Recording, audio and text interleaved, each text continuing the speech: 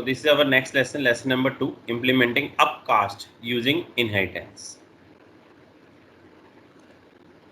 Now you can see this figure. In this figure you can see, let us say that the class LCL, suppose we have a class, local class LCL truck, is a subclass of the superclass. Suppose we have superclass and superclass is LCL vehicle.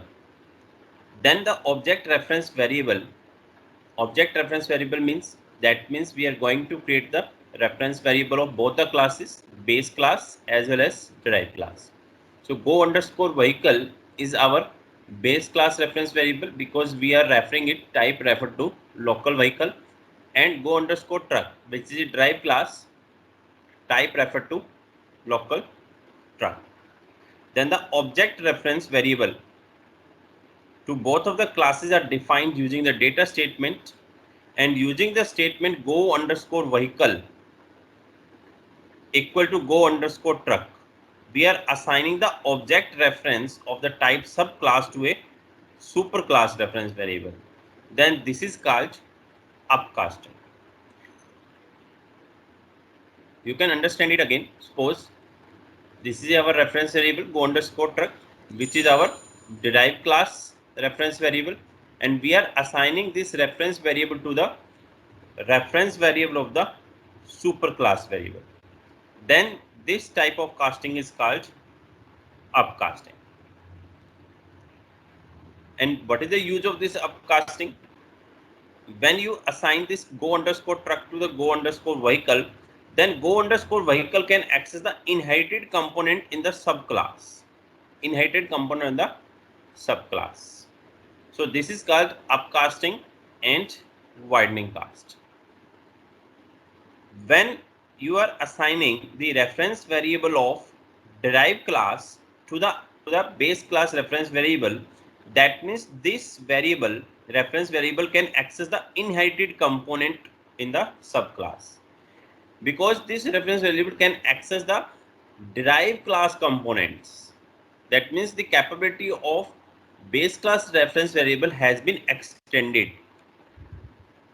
Firstly, if we are creating the reference variable of this base class only, and if you want to access the attributes and the method of the base class, then you can easily access, but you cannot access the attributes as well as methods of the derived class.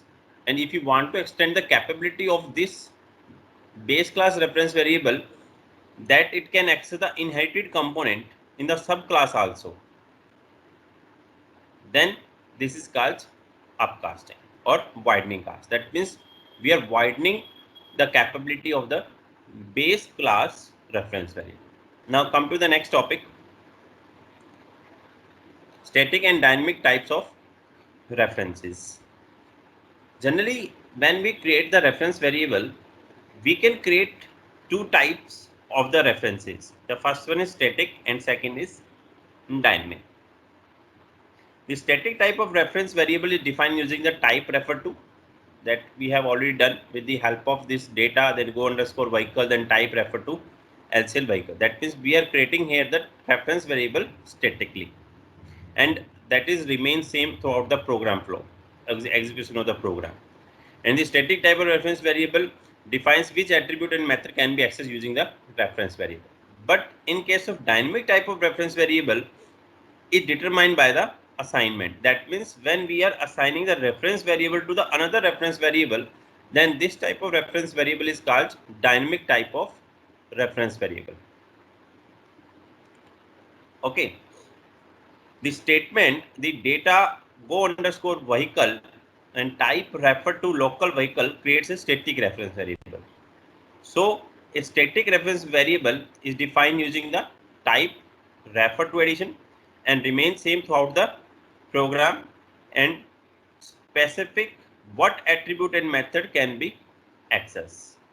On the other hand, if we talk about this dynamic type of reference variable, it is created by the assignment. That means when we are assigning the one reference variable to the another, that is called dynamic type of reference variable. It can change during the execution of the program, and it specifies which attributes and method can be implemented. So this is the basic difference between a static and dynamic type of references. So this was all about the lesson number 2 of the unit number 3. Now come to the next lesson, lesson number 3, implementing polymorphism using inheritance. That means polymorphism means poly means many and morphism means forms. So we can also implement polymorphism using the inheritance concept. Now before proceeding about this polymorphism, there are we have studied in case of C++ and Java, we have number of type of polymorphism, like use of the same thing for the different purposes, that is called polymorphism.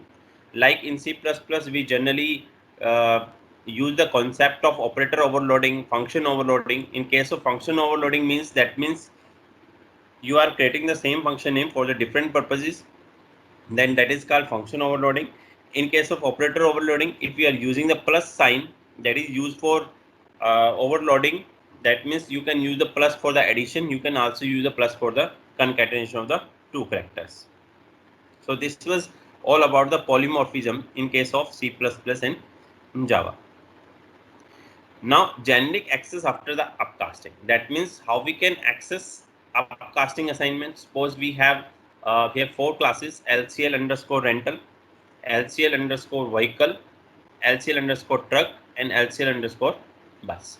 So you can see here the concept of inheritance is there between the local vehicle as well as truck and bus. If we take the concept of specialization or generalization, the truck is a vehicle, bus is a vehicle, this is called generalization, and vehicle is a truck, vehicle is a bus, then that is called specialization. Now with the help of cast assignment, generic access to the subclass component by a reference variable of the type superclass is possible. Okay, you can see generic access to the subclass component. Suppose this is a subclass component, and by using the upcasting, you can do that.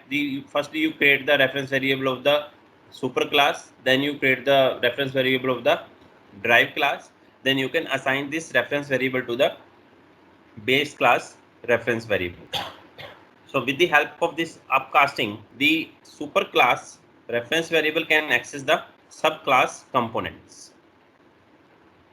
You can see, suppose this is our rental class, and in this rental class we have created the table empty underscore vehicles, and this empty underscore vehicle have the number of objects, like object of the local class bus, object of the local class truck, object of the local class car. So by assigning this reference variable of this one to this rental class, then this rental can access the attributes in the component of the derived class. Come to the next topic, row type of the internal table in the application example. In this example, object of the different classes, because we have, you can see this is bus, this is truck, this is car. So the object of the different classes have references of the type superclass, and superclass is our rental. So here it is possible to store all of these object references into the internal table. That means when firstly we will create the reference variable of the bus class, then we will create the reference variable truck, then we will create the reference variable of car, and then these reference variable we can store into the table. And you can also access these reference variables by using the method of this rental class. Suppose we are declaring here the method add underscore vehicle, importing I underscore vehicle, and type refer to local vehicle. Now this is an example of upcasting and generic access in the application that we have done in the previous slide. That means firstly we have discussed about the upcasting and then generic access. This slide is showing an example of based on this upcasting and generic access in the application. You can see firstly we are creating the local class rental. In this we are defining the method add vehicle, importing I underscore vehicle, type refer to local vehicle, and then methods display attributes. One more thing that I want to tell you, that we are creating the method add underscore vehicle and importing this variable. This variable is a reference variable, and this reference variable is type local vehicle. And we are creating here the internal table data empty underscore vehicle, type table of reference to the local vehicles. So we are not creating the table of the type local rental. Generally we are creating the table of the type local vehicle. Okay, why we are creating this one? Because if you see in this figure, this rental want to access this truck as well as bus, and this truck and bus are the object of the vehicles. So we need to create the reference variable of this vehicle always. So you can see that we are creating the table of the type local vehicle. We are creating here the add vehicle method of this variable of type refer of local vehicle. Now implementation part, you can see we can defining the method of add vehicle and appending io underscore vehicle to the this table, internal table. And in this display underscore attribute method, we are applying the loop so that we can display the each of the reference variable content. This is our data lo underscore vehicle type refer to local vehicle, and then loop, we are applying the loop on this internal table into lo vehicle, and lo vehicle will display the each one of the reference variable attributes value. So this slides explaining the upcasting assignment occur when the vehicle reference is passed to the formal parameter of the add vehicle. So come to the next topic, polymorphism generic access using superclass references. The concept is same, but can we access the base class attributes? Yes, with the again with the help of superclass. You can see, suppose this is method display underscore attribute data l underscore vehicle type refer to local vehicle, and we have done this in the last slide. You can see in the last slide we have done this one, data l underscore vehicle type refer to this one, and we are applying the loop on this internal table and want to display the each object attributes. So by this way you can do that.